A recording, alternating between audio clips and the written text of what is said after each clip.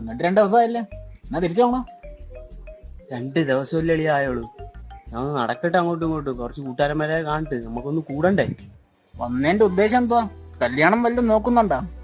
എളപ്പാളാ നോക്കണമെന്നാലും കല്യാണമൊക്കെ ഞാൻ അവൾ അത് വിട്.